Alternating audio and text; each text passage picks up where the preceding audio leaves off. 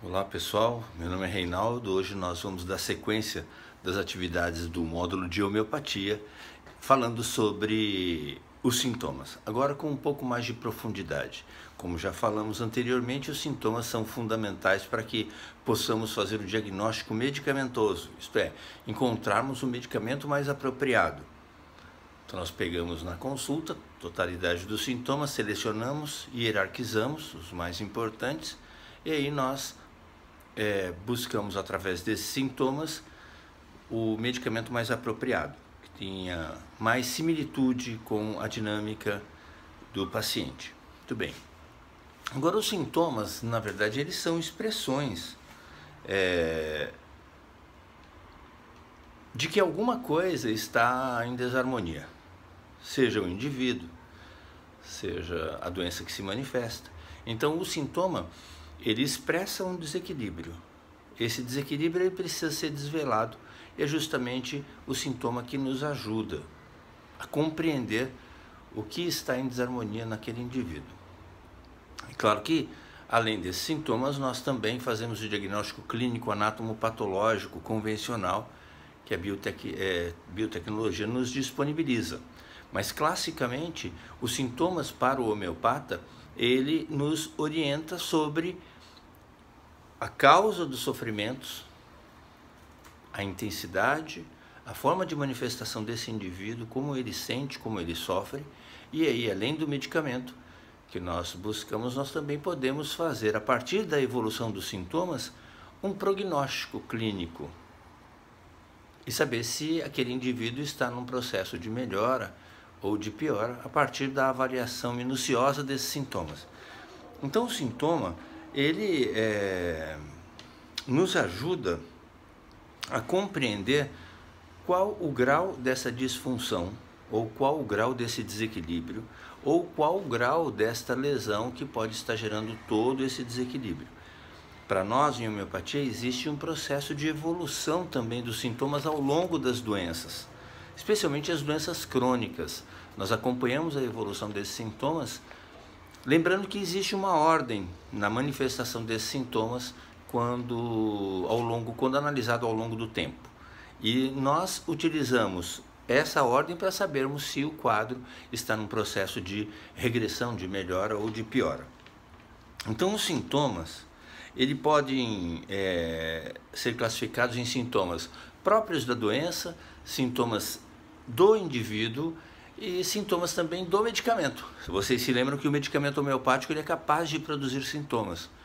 Então, muitas vezes, quando a pessoa é muito sensível ou existe uma superdosagem do medicamento naquele indivíduo, o indivíduo ele pode apresentar sintomas do medicamento, o que nós chamamos de patogenesia. Isso pode acontecer ao longo do tratamento. Então, nós entendemos que pode ser da doença do indivíduo ou do medicamento. E precisamos discernir isso quando analisamos a evolução do quadro. É importante lembrar também que os sintomas são expressões da doença. E o que nós precisamos entender é justamente essa manifestação. O que está sendo expresso com aquele sofrimento, com aquela doença, com aquele desequilíbrio, que pode se manifestar com alterações de sensações, alterações de funções ou alterações já anatômicas, né? Com lesões. Então, quanto maior a progressão dos sintomas, maior a complexidade do desequilíbrio que precisa ser tratado, que precisa ser cuidado.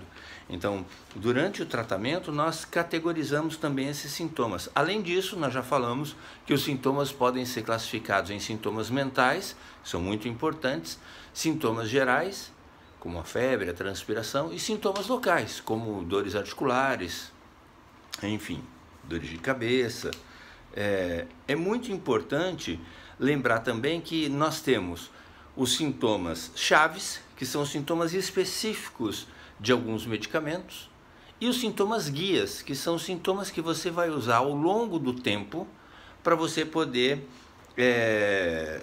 saber como está evoluindo o tratamento daquela pessoa, né? Então, sintomas chaves e sintomas guias. É muito importante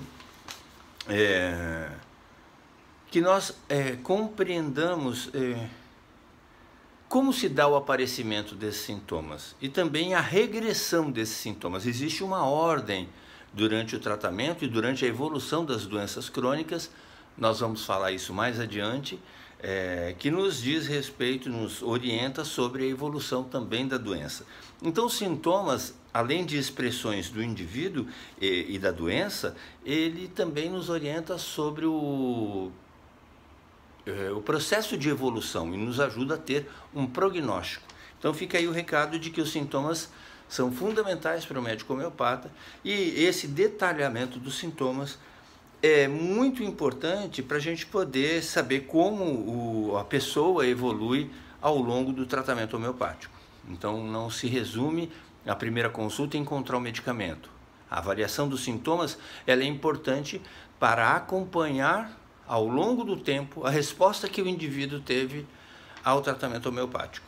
E existem leis que nós utilizamos, leis de Hering, vamos falar isso mais adiante, que nós utilizamos para saber se o indivíduo tem um bom prognóstico, se ele está evoluindo bem ou se houve somente uma melhora parcial dos sintomas.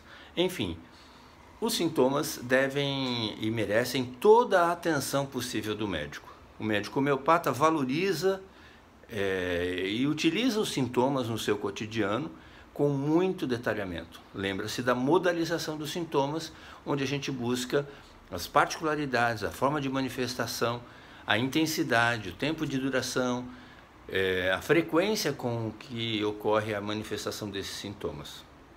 E é claro que esses sintomas vão nos ajudar para poder seguir um tratamento com sucesso. É isso aí. Quando vier um sintoma, e geralmente o paciente tem sintomas para reportar, vamos ouvir, vamos analisar, vamos observar. E se tiver algum sintoma raro, estranho, peculiar, ou muito persistente, intenso e modalizado, é esse que a gente vai prestar atenção para a gente poder reportar e buscar o medicamento adequado. É isso aí, um grande abraço, até a próxima.